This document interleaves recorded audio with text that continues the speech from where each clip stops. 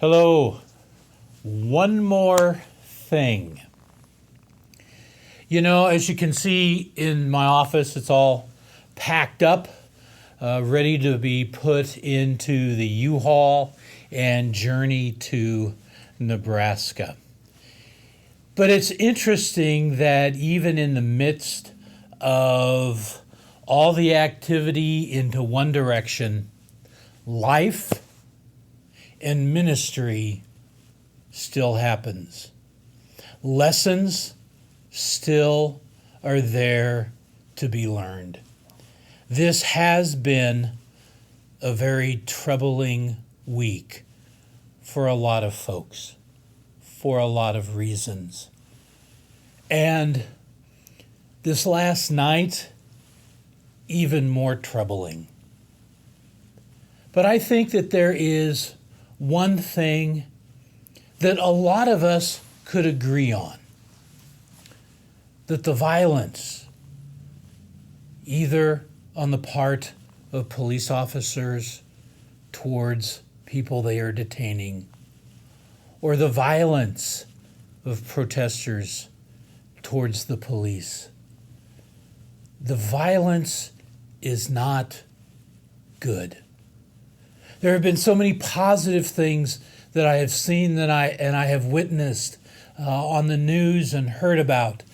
Protesters and police working together and marching together and kneeling together and being with each other. And it seemed like there for a moment that both sides were recognizing that there were things that needed to be changed. And both sides were looking at themselves and saying, what needs to happen here so that we can correct social injustices, so that we can correct violence and attitudes that seem to be going wrong. Back in 1967, Martin Luther King Jr. in Stanford University gave a speech.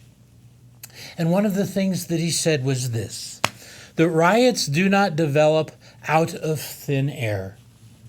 Certain conditions continue to exist in our society: injustice, prejudice, bigotry, hatred, and poverty, which must be condemned as vigorously as we condemn the riots and the violence.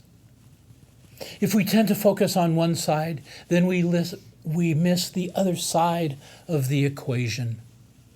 We condemn the violence, yes, but let us also as vigorously condemn the hatred and the injustice and the prejudice. One of my heartbreaking moments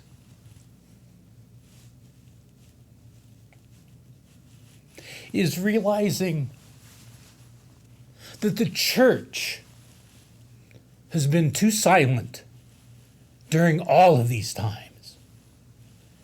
During the times of injustice and of hatred, and during this time of violence. We have been too silent. We have ignored events that have gone by.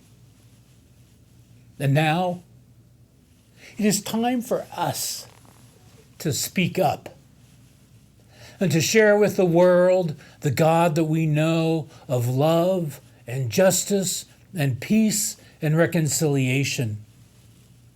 That we must put an end to the hatred, an end to the violence, an end to the injustices in our world and in our society, an end to the prejudice. God, our God, is a God on the side of the disenfranchised and the oppressed and the outcast. And we as a church need to stand up with those persons and need to stand up with all persons who are willing to stand together to show God's love and grace and mercy in the world And our sin will be if we are silent. And if we are silent, then the only prayer we can pray is, God have mercy, Christ have mercy, God forgive us. Amen.